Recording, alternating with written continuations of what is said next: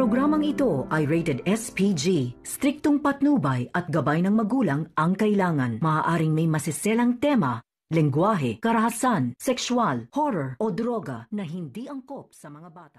Talagang nakuha na ni Moira itong pera na kung saan pinalagay niya ito sa garbage bag ni kay Dr. RJ Tanyag.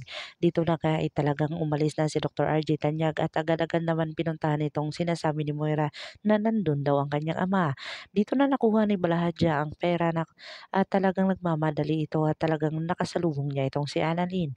Dito na nakita ni Annalyn ang itsura ng pulis na kung saan talagang hindi na aksidente ito na kung saan andun din ang pulis at talagang nag-transform pa ito. Dito na talaga ipinagtataka ni Annalyn kung bakit andun yung pulis na kung saan talagang porsigido itong makita at talagang malaman kung ano ang katotohanan tungkol sa pagkawala ng kanyang lolo.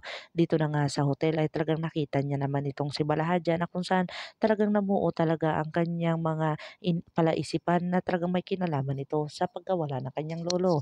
Dito na nga si Moira ay talagang nagmamadali dahil tumawag itong si Zoe. Dito niya sinabi na talagang nakuha na daw ni Balahadja ang pera at okay naman daw ang kanilang mga plano.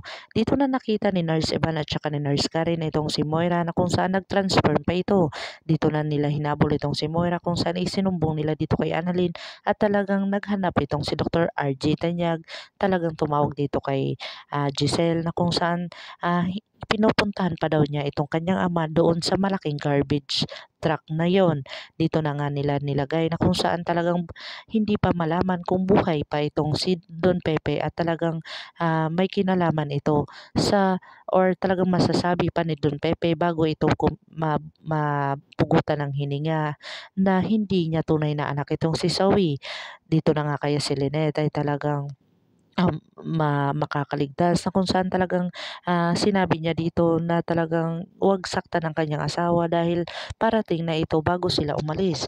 Umalis na nga itong si Lynette na kung saan talagang kumuha sila ng pera.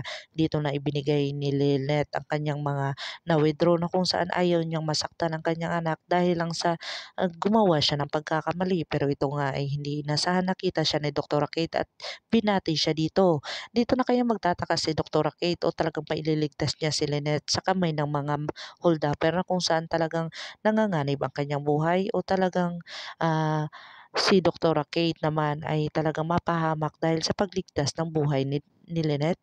Pakaabangan natin ang mga susunod pa na episode na ito. Ang abot kamay na pangarap.